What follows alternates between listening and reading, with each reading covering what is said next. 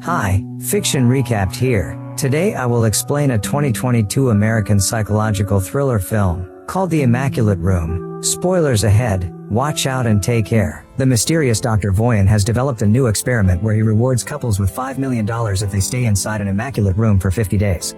If one of them leaves, the prize drops to $1 million. There is no contact with the outside world and no entertainment, only each other's company. However, they can get treats by paying for them with part of the prize money. Today's couple is Mike and Kate, who think it will be easy money. Mike thinks they've been very lucky to find this place, and Kate sees it as the second chance they deserve. However, she also points out that maybe they should split the money to make things easier. Her plan is to invest the money, which Mike thinks is incredibly boring. He sees his future as partying and having a good time without having to think about money ever again. After hearing the AI voice remind them of the rules, they explore the area and notice they weren't joking when they called it immaculate. Everything is white, and the only objects there are a bed and a bench. There's also a simple bathroom, which rules say they can enter one at a time, a red button they can use if they want to leave, a touch screen where they can request treats, and a big clock above the exit door that counts down the time they've left in the experiment. Their meals are designed to cover their daily nutritional requirements and are just flavorless white shake that comes in a white carton. The room also comes with automatic lights that change throughout the day to announce morning, afternoon, evening, and when night falls, which is a sign they must take to go to bed. The touch screen allows them to set up an alarm clock. And while Mike plans to treat this as a vacation and sleep late, Kate sets up an early alarm so she can have some sense of routine. When they go to bed on their first night, Mike tries to get busy with Kate, but she's worried that they may be watched by the professor. Since Mike insists, they end up doing it quietly under the covers. When morning comes, Kate goes to the bathroom to look at herself in the mirror and recite a few words of affirmation to keep her spirits up and her goals fresh. After they both shower, they throw their clothes into the bathroom's laundry chute, and in exchange, they receive very plain pajamas, although at least these have some color. To keep themselves busy, Kate tries to theorize why Voyan is running this experiment, so Mike tells her about the documentary he saw about this guy's previous experiment that ended with a blue-collar family and tragedy. Nobody knows why Voyan did all this. They only know he's got tons of money and he likes using it to put people in unique circumstances because he's intrigued by the human condition. Keeping themselves entertained becomes a problem sooner than they expect. Kate likes to meditate while Mike stares at the clock sometimes. He also goes on philosophical tangents about various subjects like the meaning of the color white, which he analyzes with all his art school knowledge, or the direction in which they should be brushing their teeth.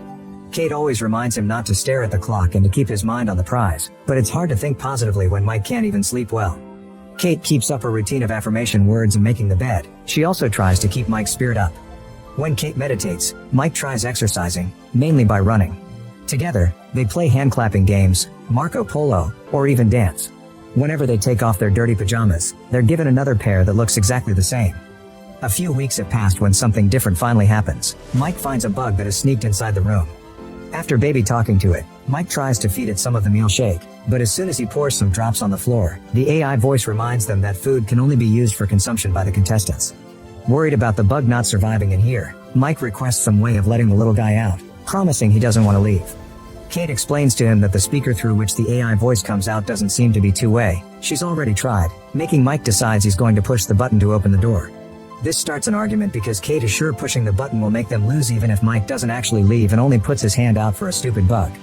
After putting the insect down, Mike tells Kate the bug is a living being and that she has no compassion, so Kate accuses him of being condescending because she isn't vegan like him.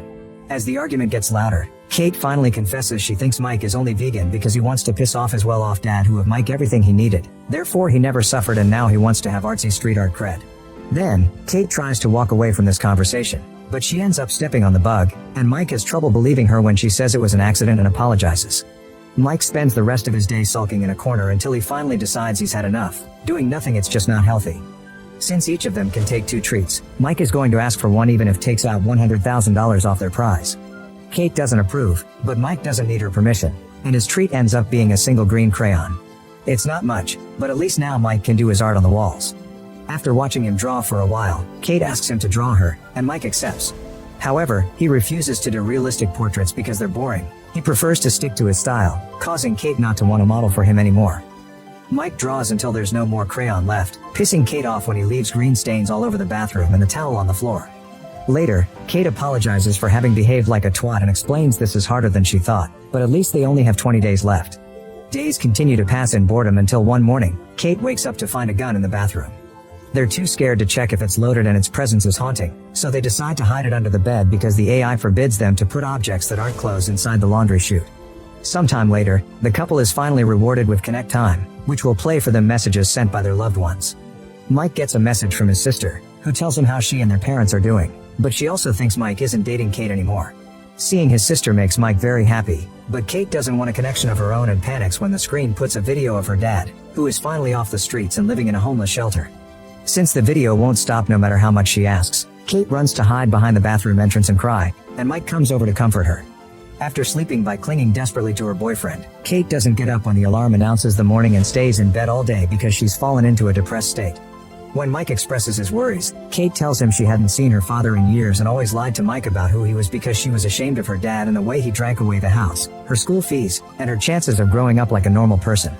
With only a little over 2 weeks to go, Kate still stays in bed while Mike tries to find new ways to entertain himself, like modifying his drawings by smudging the crayon with his fingers or reading the pajama label in as many emotions as possible like those acting exercises. He tries to make Kate eat by making some jokes about the food, but it's pointless, so he ends up joining her in bed and hopes he can comfort her. It still doesn't work, and Mike sometimes decides to sleep on the floor just to feel something different. One morning, he tries to convince Kate to take a treat, but she refuses to lose that money. Growing increasingly frustrated, Mike mentions he isn't sure he can do this anymore, and that finally inspires Kate to get out of bed. Before she takes a shower though, she tells Mike to take his second treat, even if costs $250,000. Mike does so and is shocked to see the door open to allow a naked woman called Simone enter the room. She doesn't know anything about the project, she's just an actress getting paid for a gig that required signing lots of NDAs, and while she was booked for a month, her agent said she's probably staying for 24 hours. Kate doesn't like her presence very much and makes Mike give her his t-shirt so Simone can cover up at least a bit. Simone notices Mike's art and praises it, even recognizing the influences, which pisses Kate off more. When night falls, Mike offers to sleep on the floor while the girls take the bed and Simone offers to stay awake while they sleep. Kate is annoyed by their attempted manners and decides they can all share the bed as long as she sleeps in the middle. That night, it's Kate the one to have trouble sleeping.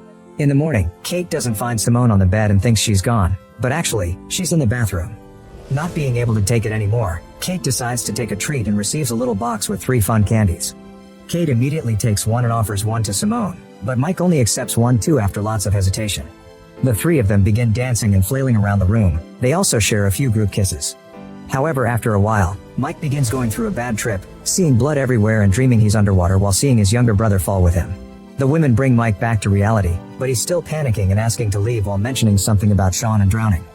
Kate has to drag him back to bed and comfort him until he's asleep. Afterward, Simone asks what Mike had been talking about, and Kate tells her Mike's little brother Sean drowned in the family's pool while Mike was supposed to babysit him, which makes him feel guilty still to this day. Mike had been high when it happened, which adds to the injury and explains why he had been hesitant to accept the candy here.